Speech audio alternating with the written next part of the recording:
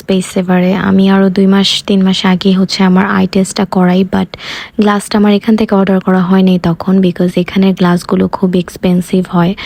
আর মানে কম প্রাইসের মধ্যে ফ্রেমের ডিজাইনগুলো অতটা ভালো থাকে না কালেকশন। তো যার কারণে এখান থেকে আমি অর্ডার করি না, আমি একবারে 3টা গ্লাস আমার দেশ থেকে আনানো হয়েছে। আর আমার যেটা ফ্রেমের কথা বললাম যে আমার পছন্দ হয়নি, এই জন্য আমি ইউজ করতেছি না, ব্যাপারটা তেমনও না। আসল ব্যাপার হচ্ছে যে যে 3টা গ্লাস আমি আনাইছিলাম তার মধ্যে 2টাই আমি মানে পরার আগে এটা ভেঙে গেছে, আর চোখ থেকে বারবার পড়ে যায়, লুজ হয়ে গেছে। সো এই কারণে যেহেতু এখান থেকে আমি চোখটা দেখাইছি, সো আমার এখান থেকে গ্লাসটা বানালে বেটার হয়। তো আমি একবারে একটা ভালো গ্লাস নিতে চাচ্ছিলাম, যে প্রাইস হোক, বাট আমি যেহেতু সেন্সিটিভ ব্যাপার আমার চোখের, তো আমি একবারই একটা ভালো দেখে নিই রেগুলার ইউজের জন্য, বিকজ আমার চোখের অবস্থা খুবই খারাপ। তারপর আসলাম হচ্ছে ফ্রেম চয়েস করতে। এখানের অনেক ধরনের প্রাইস রেঞ্জ ছিল, 15, 70, 90 অ্যান্ড 100 প্লাস।